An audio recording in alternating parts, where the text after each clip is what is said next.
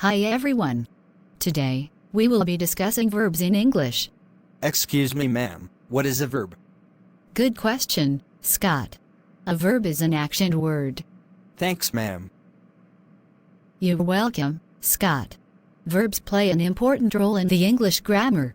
It is thus right to say that a verb is the nucleus, the heartbeat of a sentence. Yes, ma'am. Since all sentences are made around an action, a sentence missing a verb would be purposeless. That is fantastic, Steve. There are different types of verbs in English. These are finite and non-finite verbs, main and auxiliary verbs, and so on. Are those all? I'm sure I have learned of linking verbs before. You are right, Steve. There are so many other types of verbs in English. We will be learning about the bulk of them in the next class. All right, ma'am.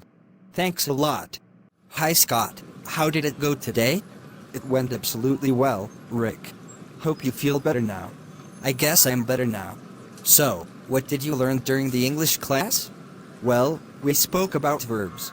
Verbs are action words or words that show the state of being of a noun. You mean not all verbs show action? Of course not. Some verbs just help a noun realize its state of being. Words like is, am, etc. do not really show any action. Such verbs are called primary auxiliary verbs. That is really interesting. Can we say then that verbs that show action are the real verbs, and those that help subjects are auxiliaries? Absolutely, Rick. Verbs that show action are called main verbs. Auxiliary verbs are also known as helping verbs, because they only help main verbs or subjects of sentences. Thanks so much, Scott. You're a great teacher. That's the cue. I have to go now. Hi, Dad. Today in class, our teacher explained what verbs are. Could you tell me more about finite and infinite verbs? Sure, son. Why not? A finite verb is a type of verb that agrees with its subject in a sentence. This agreement could be in terms of number, for example. Thus, a finite verb can change when the number of the subject changes. It can also change according to time. It obeys the tense rules. That's great, Dad.